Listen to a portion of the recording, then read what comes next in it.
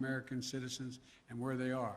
Just yesterday, among the many Americans we evacuated, there were 169 Americans who we got over the wall into the airport using military assets. We're also facilitating flights for our allies and our partners, and working in close operational coordination with NATO on this evacuation. For example, we provided overwatch for the French convoy bringing hundreds of their people from the French embassy to the airport. These operations are going to continue over the coming days before we complete our drawdown. We're going to do everything that we can to provide safe evacuation for our Afghan allies, partners, and Afghans who might be targeted because of their association with the United States. But let me be clear. Any American who wants to come home, we will get you home. But make no mistake, this evacuation mission is dangerous. It involves risks to our armed forces, and it's being conducted under difficult circumstances. I cannot promise what the final outcome will be, or what it will be, that it will be without risk of loss. But as Commander-in-Chief, I can assure you that I will mobilize every resource necessary. And as an American, I offer my gratitude to the brave men and women of the U.S. Armed Forces who are carrying out this mission. They're incredible. As we continue to work the logistics of evacuation, we're in constant contact with the Taliban, working to ensure civilians have safe passage to the airport.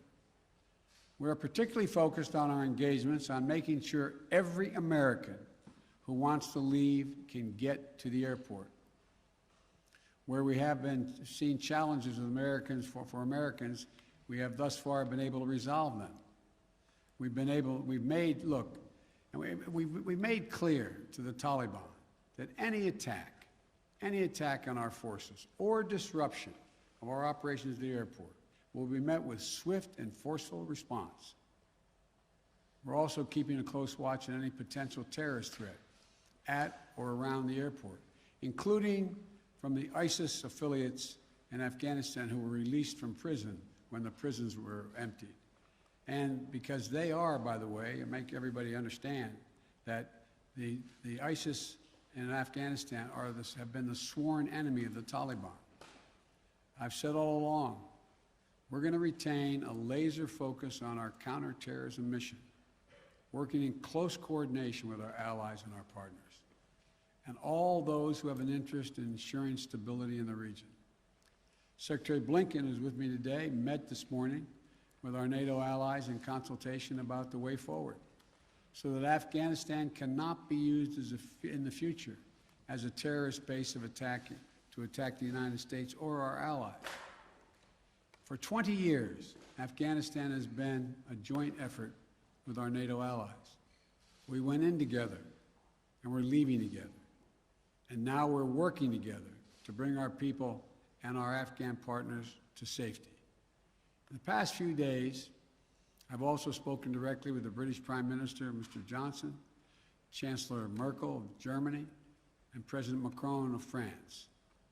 We all agreed that we should convene, and we will convene, the G7 meeting next week, a group of the world's leading democracies, so that together we can coordinate our mutual approach, our united approach on Afghanistan and moving forward. We are united with our closest partners to execute the mission at hand. We've also discussed the need to work with the international community to provide humanitarian assistance such as food aid and medical care for refugees who have crossed into neighboring countries to escape the Taliban, and to bring international pressure on the Taliban with respect to the treatment of Afghan people overall, but including Afghan, particularly women and girls. The past week has been heartbreaking. We've seen gut-wrenching images of panicked people acting out of sheer desperation. You know, it's completely understandable. They're frightened, they're sad, uncertain what happens next. I don't think any one of us can see these pictures and not feel that pain on a human level. Now we have a mission to complete in Afghanistan. It's an incredibly difficult and dangerous operation for our military.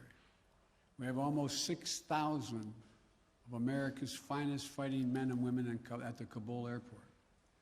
And we're putting their lives on the line, and they're doing it in a dangerous place to save other Americans, our Afghan allies, and citizens of our allies who went in with us. You know, I talk to our commanders on the ground there every single day, as I just did an hour or so ago. And I made it clear to them that we'll get them whatever they need to do the job. They're performing to the highest standard under extraordinarily difficult and dynamic circumstances. Our NATO allies are strongly standing with us. Their troops keeping sentry alongside ours in Kabul, as is the case whenever I deploy our troops into harm's way. I take that responsibility seriously. I carry that burden every day, just as I did when I was vice president and my son was deployed to Iraq for a year. There'll be plenty of time to criticize and second guess when this operation is over. But now, I'm focused on getting this job done. I would ask every American to join me in praying for the women and men risking their lives on the ground in the service of our nation. As events evolve over the coming days, my team and I will continue to share the information and update the American people on exactly where things are. We'll use every resource necessary to carry out the mission at hand and bring to safety American citizens and our Afghan allies. This is our focus now. And when this is finished, we will complete our military withdrawal and finally bring to an end 20 years of American military action in Afghanistan. Thank you. May God bless you, our troops, our diplomats, and all those serving in harm's way. And now I'll take questions. AP, Zeke Miller. Thank you, Mr. President. You vowed that your election would usher in an era where the world can count on America to live up to its promises. You promised to leave Afghanistan, but you also promised not to help to bring out those who helped America in its war effort.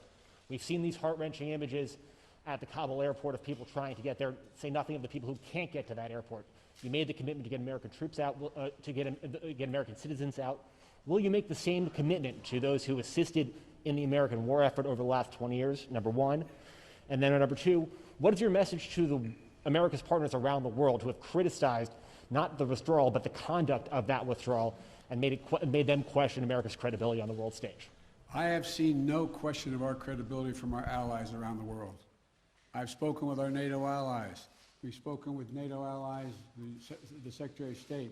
Our National Security Advisor has been in contact with his counterparts throughout the world and our allies, as has the General, I keep calling him a General, but my Secretary of Defense. The fact of the matter is, I have not seen that. Matter of fact, the exact opposite I've gotten. The exact opposite thing is we're acting with dispatch, we're acting committing to what we said we would do. Look, let's put this thing in perspective here. What interest do we have in Afghanistan at this point with al-Qaeda gone? We went to Afghanistan for the express purpose of getting rid of al-Qaeda in Afghanistan as well as getting Osama bin Laden. And we did. Imagine, just imagine, if that attack, if bin Laden had decided with al-Qaeda to launch an attack from Yemen, would we ever gone to Afghanistan? Would there ever be any reason we'd be in Afghanistan? Controlled by the Taliban? What is the national interest of the United States in that circumstance? We went and did the mission. You've known my position for a long, long time. It's time to end this war. The estimates of the cost of this war over the last 20 years range from a minimum of $1 trillion to a think tank at one of the universities saying $2 trillion. That's somewhere between $150 million a day and $300 million a day. The threat from terrorism has metastasized. There's a greater danger from ISIS and al-Qaeda and all these affiliates in other countries by far than there is from Afghanistan. And we're going to retain an over-the-horizon capability that if they were to come back to be able to take them out, surgically move. So this is where we should be. This is about America leading the world, and all our allies have agreed with that. And by the way, before I made this decision, I was at the G7 as well as met with our NATO partners. And I told them all, every one of them knew and agreed with the decision I made to jointly end our involvement in Afghanistan. The first part of your question was, I can't remember now. Would you commit to the same commitment? Would you make the same commitment to bring out Afghans who assisted in the war effort? Yes, we're making the same commitment. There's no one more important than bringing American citizens out. I acknowledge that. But they're equally important almost is all those SIVs we call them, who in fact helped us. They were translators. They went into battle with us. They were part of the operation. As well as we're also trying to get out as many NGOs, non-government organizations, women's organizations, et cetera. We're doing all we can. In the meantime, Secretary Blinken and I am going to be working with our allies to see to it that we can bring international pressure on the Taliban they're looking to gain some legitimacy. They're going to have to figure out how they're going to maintain that country. And there's going to be harsh conditions, strong conditions we're going to apply, and it will depend on whether they get help based on whether or not how and well they treat women and girls, how they treat their citizens. So this is just beginning on that score. Are you willing to stay past the 31st to make that happen, to bring all the Americans out, to bring those SIVs out? I think we can get it done by then, but we're going to make that judgment as we go. Now, Justin Sink of Bloomberg. Thank you, Mr. President. You just said that you would keep a laser focus on counterterrorism efforts, and that you don't see as great of a threat of terrorism from Afghanistan as other parts of the world. But if you and your administration so badly misassessed how quickly the Taliban would sweep through Afghanistan, and we no longer have an embassy there from which to run intelligence operations, how can you at all be confident of your assessment of the risk of terrorism and the ability of the U.S. to conduct over-the-horizon missions to keep it in check? Can you tell Americans that they're safe and will remain safe from terror attacks in Afghanistan? I think you're comparing apples and oranges. One question was whether or not the Afghan forces we trained up would stay and fight in their own civil war they had going on. No one, I shouldn't say no one, the consensus was that it was highly unlikely that in 11 days they'd collapse and fall and the leader of Afghanistan would flee the country. That's a very different question than whether or not there is the ability to observe whether or not large groups of terrorists begin to accumulate in a particular area in Afghanistan to plot against the United States of America. That's why we retained an over-the-horizon capability to go in and do something about that if that occurs. But in the meantime, we know what's happened around the world. We know what's happening in terms of what's going on in other countries where there is a significant rise of terrorist organizations in the Middle East, in East Africa, and other places. And so the bottom line is we're dealing with those terrorist threats from other parts of the world and failed states without permanent military presence there. We have to do the same in Afghanistan. Sir, just on that initial assessment, we learned over the last 24 hours that there was a dissent cable from the State Department. Sure.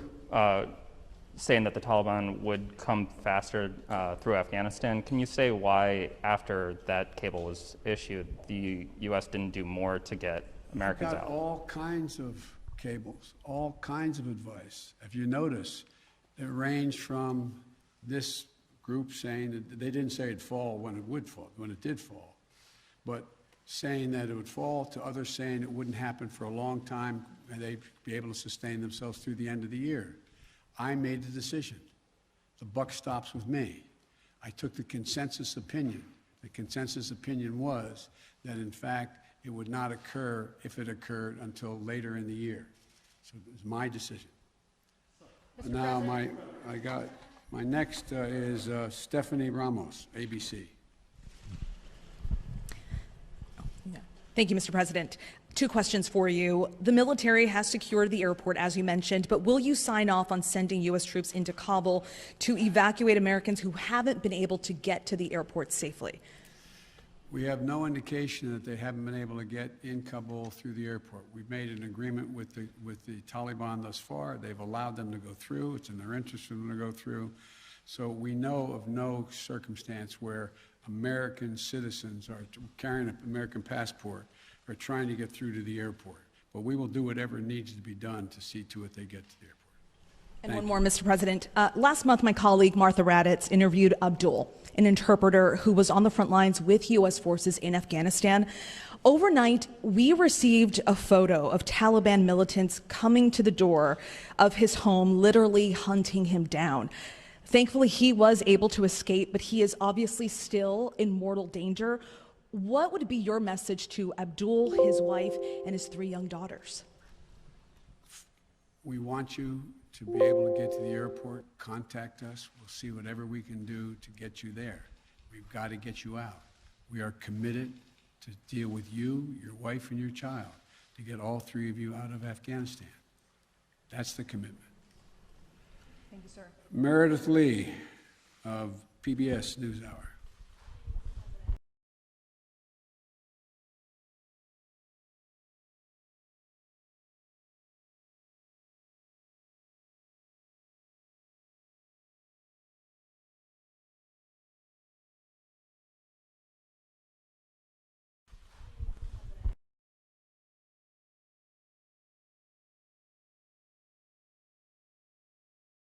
Every opportunity and every means by which we could get folks to the airport. That's number 1. Number 2, the reason why we have not gone out and started and set up a perimeter way outside the airport in Kabul is that it's likely to draw an awful lot of unintended consequences in terms of people who, in fact, are not part of the Taliban. We've been in constant contact with the Taliban leadership on the ground in Kabul, as well as the Taliban leadership at Dahou. And we've been coordinating what we were doing. That's why we were able, for example, how we got all of our embassy personnel out, how we got everyone out of the embassy safely. That was the distance. That's how we helped get the French out and out of their embassy. So the question remains, there will be judgments made on the ground by the military commanders at the moment, and I cannot second guess each of those judgments to be made. But the idea of, again, let me get back to the fundamental point I made at the outset. When the decision was made by me that, and it was made some time ago, and I ran 4 presidents saying I wanted to get us out of Afghanistan. One of the things that is a reality is people now say to me and to others, and many of you say it on air, that why did we have to move because no Americans are being attacked?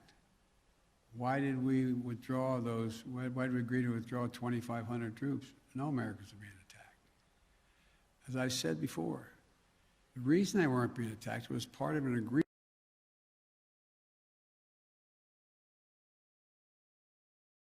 earlier. We will leave by May 1st, he said, as long as there's no attack on Americans in that year period. Number 1. Number 2, the Taliban was taking large swaths of the countryside, north and south. None of the major areas, none of the major points of the capitals of each of these provinces. But they were all over the country. And the idea,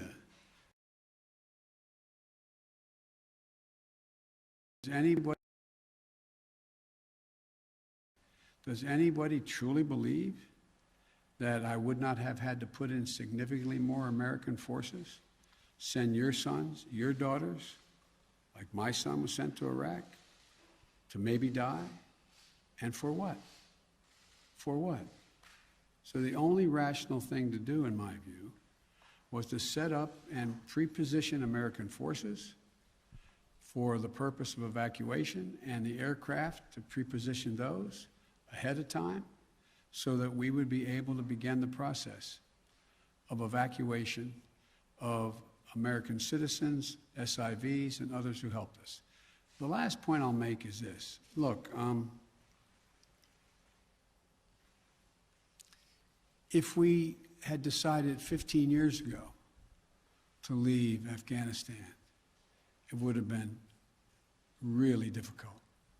If we decided 5 years ago, if we continued the war for another decade and tried to leave, there's no way in which you'd be able to leave Afghanistan without there being some of what you're seeing now. But what we've done so far is we've been able to get a large number of Americans out, all our personnel at the embassy out, and so on. And thank God, so far, knock on wood, we're in a different position. Scott Detro, Scott, NPR. Thank you, Mr. President. I just want to follow up on something you said a moment ago. You said that there's no circumstance with the images we're seeing around the airport with the saying unequivocally that any American who wants to get to the airport is getting there and getting past the security barrier and to the planes where they want to go? I thought the question was, how can they get through to the airport outside the airport? And the answer is, to the best of our knowledge, the Taliban checkpoints, they are letting through people showing American passports. Now, that's a different question when they get into the rush and crowd of all the folks just outside the wall near the airport. That's why we had to, I guess, was it yesterday or the day before, we went over the wall and brought in, how many? 169 Americans. So it is a process to try to figure out how we deal with the mad rush of non-Americans, those who didn't help, those who were not on the priority list, just any Afghan to be able to get out of the country. And so my guess is that no matter what, under what circumstances there's not a whole to just as soon to America, whether there any involvement with the United States in the past at all, rather than stay under Taliban rule or any rule. So what I was saying is that we have an agreement that they will let pass through the checkpoints that the Taliban control, let Americans through. But given this, given the negotiations with the Taliban, the scenes that we're seeing, can you just fully explain why the plan wasn't to go ahead with these evacuations of both Americans and allies before the drawdowns began, before Bagram was closed, looking back several months? Because whether it was now or several months from now, there seems to be a broad consensus that the Taliban would make these gains and these would be needed at some point. Well, yeah, at some point. But the point was that although we were in contact with the Taliban and Doha for this whole period of time, at some point wasn't expected to be the total demise of the Afghan National Force, which was 300 persons. Let's assume the Afghan National Force had continued to fight and they were surrounding Kabul. Be a very different story, very different story. But the overwhelming consensus was that they were not going to collapse. The Afghan